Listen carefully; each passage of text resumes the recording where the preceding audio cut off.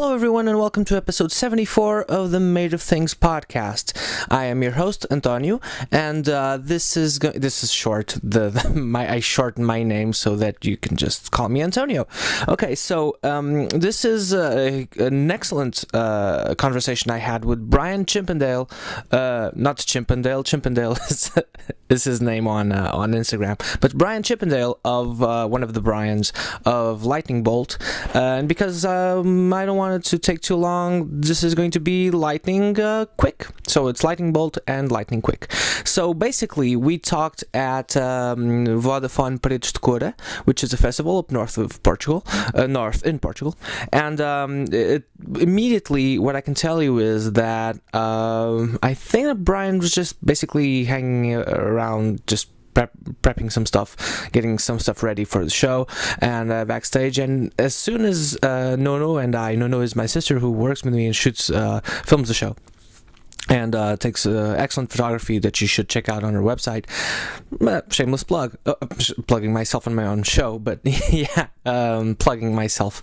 But we are you should go to the website, by the way. So Made of Things, the website.com. I'll just straight up tell you to go there, but we had as soon as we arrived on to the interview place, it's more like a conversation, not so much of an interview, but interview format, so we recorded that and the episode is up on YouTube. But before we started recording, basically what we saw was that Brian, and I think I'm not reading too much into this, I hope, but Brian, his eyes just lit up, which is kind of fun. It's like a fun experience for us when we meet artists that we love, that sometimes they just totally get us. Same happened with, for instance, with Ben Weinman of Dillinger Escape Plan, for instance, or we just had the guys of Mutoid Man that we're going to post on the YouTube channel soon and on the website. We just had them on the show and we immediately got each other, like it's just immediately. And so Brian Chippendale, just basically, who's an awesome drummer, and we've loved Lightning Bolt for the longest time. So it's just like kind of fun that artists that you love just immediately get you, like they just understood. So there's no, I should point something out, which is these don't have any sort of preparation in terms of not the questions of, obviously a lot of it is studied, and I do prep and prepare a bunch of questions that most of the time I don't really follow, but I do have questions, I do prepare. So but I also, ad lib, like I just improvise like 70% of the time, maybe. So you just go with the flow. Talking to people is like dancing. It's just like, it's a part of something that's in tandem. So, and depends on the other person. So it's a dialogue. Anyway, which it literally is. Conversation is a dialogue. Controversial. Okay, but Brian Chippendale immediately got us, and which is fun because you love someone's work, and then more often than not, the sense of humor is more or less the same.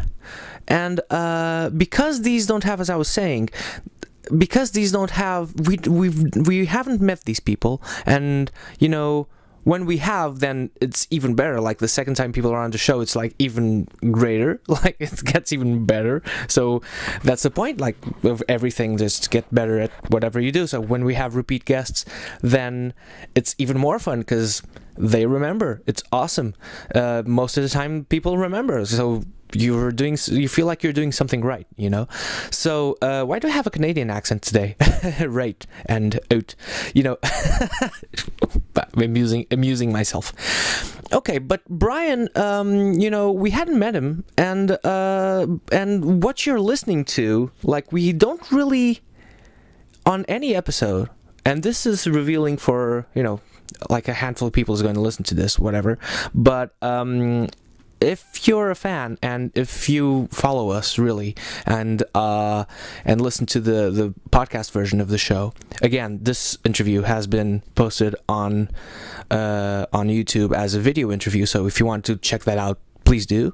And subscribe, please. That would mean a lot to us, really. And but these interviews, I'm taking forever to say something simple, which is these interviews don't really have any sort of preparation in terms of what the guest knows about the show or us. We haven't met, so what you see and hear is what you get. Like, we just sat down with our guests, and we are meeting them on the spot. So if sometimes it is awkward because they're running against a sense of humor that we have in this show, they're facing or dealing with whatever this show is for the first time. Sometimes it might get a little awkward, which is fun as well. But when people immediately get us, which is this case of this episode, we just get like on the rails and off the rails really quickly. So the chemistry is immediately there. This is the point of the show, and this is the point of the intro. So we basically talk about getting off the rails, and sandwiches, I remember, and agriculture for some reason, and and improvising, and I don't know. Most of it doesn't necessarily make sense. It's just like, I guess not that their music doesn't make sense. It does, of course, but it just goes all over the place, and we do as well, and we get each other, so that's fantastic, and this is really super fun. This is one of my favorite episodes of all time, so please go up on YouTube and watch it, because it's fun. You can see Brian looking at us, to Nônô and I. Nônô is off cam, of course, because she's filming, but okay, go to YouTube, please subscribe, please go to our website, madeofthings.thewebsite.com, and if you're listening to this on iTunes and haven't subscribed already, please do. It's also really important, and it's the second format of this show. And we have social media. So Facebook, like us there. It's obviously Made of Things, and on Instagram it's Made of Things as well. So yeah, there's a Twitter, which is Made of Things Spot. Anyway, but we're not on there so much. So please enjoy our conversation with Brian Chippendale of Lightning Bolt. We love them, and we love him, and we love you. Bye.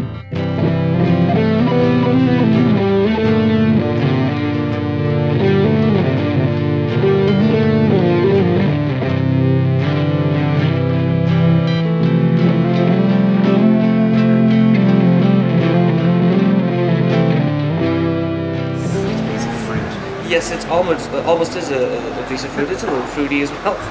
But okay, we're recording now. If you just so you know, just out of so I won't say anything criminal. Out of being polite. This fest sucks. Wait, are we on tape? Oh, yes, we are. Actually, digital tape. As digital tape. Yes, right. Much better. Right. But anyway, this made no sense. I'm very tired because it's like the fifth. You've been doing this all day.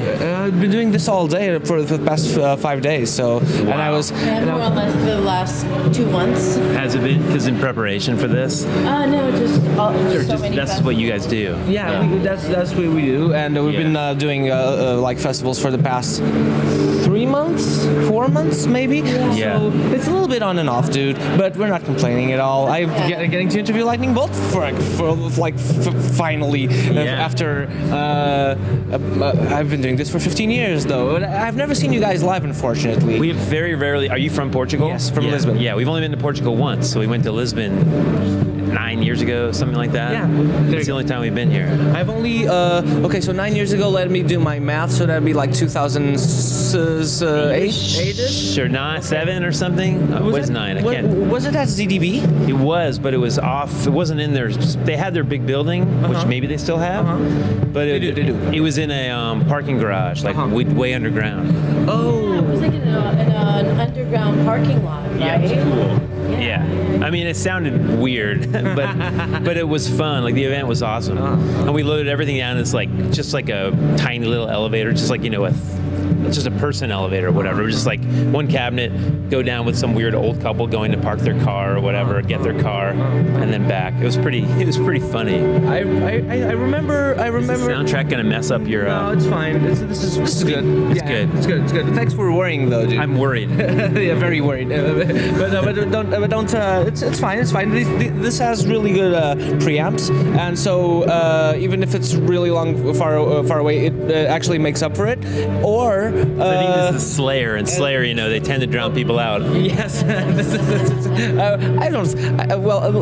Have you seen Slayer at the festival? I have never seen Slayer. I've never seen Slayer in anything. Either. And now, they're down one member, and I mean, not that that's stopping them, but yeah, exactly. But I've seen Slayer. You have? Yeah. Twice actually. Once, the first time was at Ozfest. Okay, And cool. it was very, very, very poor. It was? yes, not good at all. Oh, no. Because Tom was shouting one note constantly, no melody whatsoever. Because His voice was gone. His voice was gone. So it was like, and the second time was really, really good. Huh. It's like, I don't remember where. I I think was Dave, because Dave Lombardo's not always in the band either, like the drummer. Sometimes he's. can't remember. I know, but yeah. I don't know. That's who I would be focused on, probably. But I got into you guys with Hyper Magic Mountain, and then went back to the other ones. I got into the train that was already running. I guess. You came in the middle. Yes, yeah. exactly. And then. That's good, because if you get hit by the train right in the beginning, it's over. You get hit by it. It's good to jump on the side of a train. So it's true. Well, is it? Yeah, maybe. Yeah, it is. More fun. More fun. Instead of having to wait before wait for the train to start, right? Yeah, you don't want to have to wait for it to stop or slow down, or you just jump on. Yeah, whatever. Yeah, train metaphors. Of course. For sure. Fantastic. For sure. We're getting off tracks already. I'm a pro. Dude. So first off, it's a pleasure having you on our show. Our show is called Made of Things. But we'll It's get. funny because I just saw you. I was looking at Instagram. I did a photo and then tagged the fest, and I was like, "Who are the other people that have been at this fest or whatever?" And so I was looking, and it was like you just posted a couple hours ago. I think maybe for this guy or for somebody. Actually, unfortunately for yesterday's things, because was that yesterday? Yeah, Okay. because unfortunately we didn't have we were running around so quickly from everywhere from place to place that we couldn't get the Wi-Fi, and so I couldn't post stuff. I see. Yeah. Today you're dumping it all. First world problems. First world problems, right? Like my inflatable is sinking in the river, and my Wi-Fi is not working, or whatever. Exactly. And my bathing suit doesn't fit today, or whatever. Exactly. First world problems. FML. Yeah. What are you gonna do? exactly, dude. So what do you remember from that show from Portugal? From the Lisbon one, Yeah. I remember there was this woman, Stellar Ohm Source, who opened up this kind of noi, droney, layered sort of trancey thing that was pretty wild and weird. I remember, it's funny, from us actually playing, I don't remember a ton, but I also remember afterwards, there was some kind of thing in Lisbon at the time, maybe, I don't know what the deal is, or Portugal, Greater Portugal, there were all these hooligans coming over from Britain into Lisbon, into the downtown, and so there was this tight curfew at a certain point. Really? Yeah. I mean, maybe I don't know, maybe I got really confused and I didn't understand what anyone was saying. But after we played, I was like, hey, we want to get something to eat. And they're like, everything's closed. Like, you can't go anywhere. And it was like 1 on a Saturday or something. Like, it should have been party night. But he was like, but there is a place. So we had to we went down and we were like, they were the only people we saw in the street were 3 police officers down one street, and we snuck down this other street and knocked on a door, and there was this secret bar, sandwich shop or something that people were hanging out in. Yeah, so there yeah. was this kind of weird Big Brother vibe going on. Everything's shut down, but there's secret places where you can go in the middle of the night. Well, honestly, I don't think Lisbon nightlife is really that banging. But this was like dead and it was weird, and it was something to do with like British soccer fans coming over, football fans coming over, and like tearing shit up. Like prior to that. Yeah, I think I remember what was going on. And so they cracked down. Maybe for a moment there was like this moment. It was probably a game between Portugal and England. Yeah. And so that made it extra. There was like that night there was a game. or Portuguese. Keep moving that microphone around. No, it's actually works really well. as I Keep said. moving that weird pear or apple around. It's an avocado. Around. It's actually it isn't. What is this? Yeah, I don't know it's anymore. Sort of like a hairless kiwi. Yes, hairless Yeah. kiwi. Yeah, exactly. Thank you. Exactly. Yeah. In Lisbon, there is kind of like still a culture because before like 10 years ago, you would go out until like 6 a.m. because bars didn't really have a closing hour so much. And trying to make Lisbon a bit cleaner and sanitized and everything. They've been trying to close bars earlier, but it's against our culture absolutely. Yeah, It's exactly. like drinking in the street until like forever. It's much more of Beer for breakfast. other sorts of European countries that actually close by 2 midnight, 2 a.m. ish, and we started doing that, but it's not really in our blood, I think. Yeah. So there's a need of. We still have like a culture now of like if you know where you're going, you can still get in until 6 a.m. even though bars close at 2.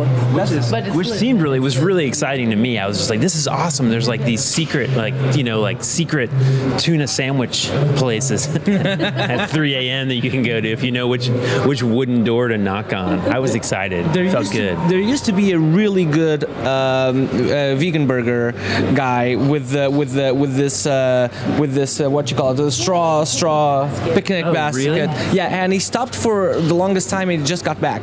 And you can call him and he just walks around the street and has really good vegan burgers. Yeah. I recommend. Just in a basket? In a basket, he makes them himself. Best vegan burgers that I've ever And the had. best vegan burgers, just like crazy. walking around, just the dude walks around. like that. Claudio. Yeah, Claudio. Shout out to Claudio. Claudio Burger. but he just got back actually after 10 years or something. Where did he go? I have no idea. I haven't spoken to him since. Climbed into his basket and fell asleep for 10 years. Yeah, possibly. I don't know. So those are my memories of the Portugal show are like sneaking around afterwards, seeing the opening band play, and then like loading all this crazy shit in down like a thin little elevator with lots of people helping.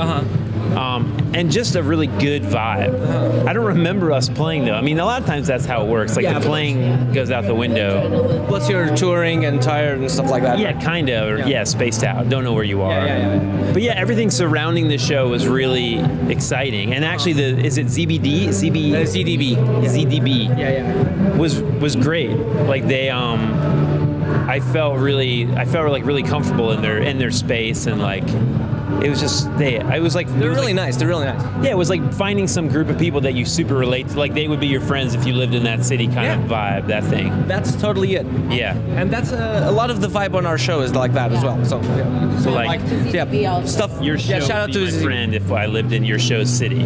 Already your friend, dude. You haven't City of the pod. you haven't even noticed yet, and we're already your buddies. Perfect. Perfect. Awesome. No, so do you guys run on tuna sandwiches because of all the high energy? What do we run on? We can run on virtually anything these days. But tuna sandwich is occasionally a good go-to thing. Okay. Yeah. What else? What else is choice? Maybe like rice and vegetables is a good. Okay. Like a simple, well-rounded thing to get. Do you think you have because of your wife? Do you think you have access to really good rice and vegetables? I think I do, because in Providence, the city that we live in the U.S. in Rhode Island, there is like a big farm, like a small farmers movement, as there are all over the states at least, and I don't assume all over the place. I'm not sure, but in the states, there's like a big, like small farmers around cities, and then bringing in vegetables to the cities and stuff. So we get like a subscription service to vegetables every week. So we go and pick up our vegetables from this one farmer, and Is it? it's like the CSA. Community supported agriculture. Okay. It's not one of those online It's not crates. like Blue Apron where you like. Blue Apron, exactly. It's, no. This is like some people we know are farmers, and then every Tuesday they come into the city, and then you go and you get a portion of the vegetables, but they don't pre-cook the vegetables for you, or like put them in little plastic bags with like and tie a bow around them or anything. I only just hear about these things because of knowing stuff. But My parents, we don't get that in Portugal. My parents got us because my wife and I had a little baby about 10 Congratulations. months ago. Yeah, it's pretty wild. You guys, did you do that? Do you have that kind of thing going on? No. No. It depends. Like, for example, I run a venue in Lisbon with friends, and we recycle a lot of our stuff. And when we recycle, we go to like to the markets that supply the supermarkets and the markets. So we go to the sellers directly. Babies? She recycles babies. Oh, I thought you were speaking about food as well. Maybe I am. No, recycling babies, not yet. I mean, No babies here. Two different little ideas at you at the same time. The agriculture stuff and having a kid. No, we're first off, we're brother and sister, and secondly, none of us have had any sorts of Wait, have you babies. seen Game of Thrones though? Dude, don't go there, He please. is not. I've- He is not. no. I have. He is not. No, but I get what you're saying You get though. the reference? Yeah. Sorry, I'm going down a dark tunnel right here. I apologize. It's fine. No, but that dude. sounds awesome. Yeah. Yeah, and then like we just get like the whole like baskets of things and like crates of vegetables, and then we just cook for donations to go to like institutions and everything. And so it's like a bigger connection to the markets than you would usually have, like if you go to the supermarket or any other kind of thing. But otherwise, it's not a very common thing, at least in Lisbon. Yeah. But out here, like, it's just the person supplying to you is like your next door neighbor who has chickens or Right. whatever. Yeah, it happens like Lisbon, exactly no. the place we're actually staying at. I'm saying actually a lot. The place where we're staying, the person over here in Correia does supplies some pigs and chicken to some restaurants in Lisbon, which is and out of the blue we did not know How this. far is Lisbon from here? It's like 400 kilometers more or less. 5 hours driving. Yeah, four, Yeah. 5 hours drive. 4 or 5 hours drive. Guys, back to the music. Okay, so a little bit back to the music. Okay, so since Fantasy Empire, you haven't released anything. Do you have any working on? Are you working on anything? Yeah, I mean so Fantasy Emperor came out, we did some touring, and then I had this kid which slowed some stuff down, and then Brian was working on this video game that came out the other Brian called Thumper. So we kind of diversified, like he made a game and I made a kid.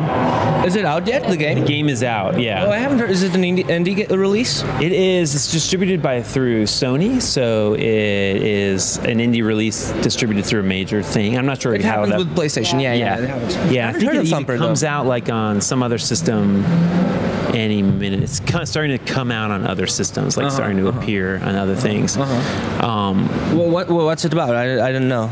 It's like this. It's like a little scarab or a beetle on a track, and they call it a rhythm violence game. I wish he was here; he'd explain it better. But and so you're going down this track, and all this shit's coming at you, and you're swerving around, and you sort of have to play and make the maneuvers to this rhythm. So, but it looks amazing. It's kind of super sci-fi looking, and like, I mean, they spent 5 or 6 years on it. So it went through all these. I've seen earlier versions, and there were like these weird early versions that are just so different. Like he divorced it from its original entity like so many times. It's just like a ton of work went into it. And you had nothing to do with it. And I had nothing to do with it. I just watched. because of well, unless you were doing graphics, but even with the rhythm thing. Yeah, right. You know, He's the bassist, but he's making a rhythm game. He's a great drummer too. Really? And it's funny because the way he worked in that game is echoed in the way he works on music as well. It's like we've had songs that we've written some song, fairly simple, a bunch of stuff, and we're like pretty satisfied. But he's like, oh, I'm not quite satisfied with it. And then over the course of like a year or two, he'll transform all the parts. So it's just like not even the same. It's just like a whole new song. And then sometimes I'll even play him the old song and he'll be like, what's this? And I'm like, this is the same song that we completely divorced from itself and then into this whole new. It's just like he's really into the process of like metamorphosizing, not necessarily. So it was amazing. I was really psyched. They like put their foot down and finished this game. Because like Brian will work on them. He'll just go forever. But it can happen with music as well, right? Like you can be working on something basically endlessly. Oh yeah, I mean you can always transform things. So actually, which brings us to what we're doing now. we've been writing some stuff. We have like lots of parts and pieces, and then we went to the studio just like about a month ago, and we're just sort of jamming some stuff out. And then so yeah, now we're sort of in the middle of like we're organizing some songs, but then we sort of have these improvisational recordings that we might mess with, like maybe even release something. Like one thing that we've documented it privately, but like as a band, we play shows and we sort of play these sets of songs with like little bits of improvisational like bits here and there, but we haven't really released improvisations on record that much. Like there's a few things like stuck on the in first one, right? Like, yeah, the first one has some, and then there's always like some little piece maybe that's part of like there's like usually a track that's some kind of improvisation on each album or has a section. But we just did all these recordings. We're really psyched on them, but they're all just kind of weird stuff, and we were like, some of them might become songs at some point, and some of them might not. But we were sort of debating about like releasing stuff just as improv, just like a long trail, like 40 minutes of like gobbledygook. Okay. And how it might be interesting if later, hopefully not gobbledygook. in a good way, good gobbledygook, goodly gobbledygook. Yeah, for sure. Gobbledygook. Gobbledygook. But then like the idea of like releasing something and then coming out with more of a song record like a year or two later, and then you tracing some of that, like hearing bits and pieces of that in the improv too, and like whether that's okay, trying to figure out if just like releasing something that's a bit of a document of the process, basically, just to like keep the release, just to like get our brains into like the idea of like 90% of what we do is improv, and maybe we should release some of these improvs so people can see what we're really up to versus like the songwriting, which is like 10 or 15% of what we do. We've always been like hiding this portion. So yeah, that's where we are. We're jamming. Awesome. Okay, that's awesome. We're kind of running out of time, so I'll just ask something that's pivotal for the show, which is actually not pivotal because sometimes I forget. But actually, asking yes, critical, but sometimes not so much. Yeah. But the show is called Made of Things, so it's based on the idea that you've dedicated yourself to art because, or in this case, in particular music, because you've heard something or read something or something happened to you. Right, like what am I made of? Well, yes, or something that clicked and made you go, I want to do that for as long as possible. Jeez, yeah, that's sometimes you do, sometimes you don't. But yeah, I don't know if there was never anything that was like I saw a band and I was like, this is what I'm gonna do for the rest of my life.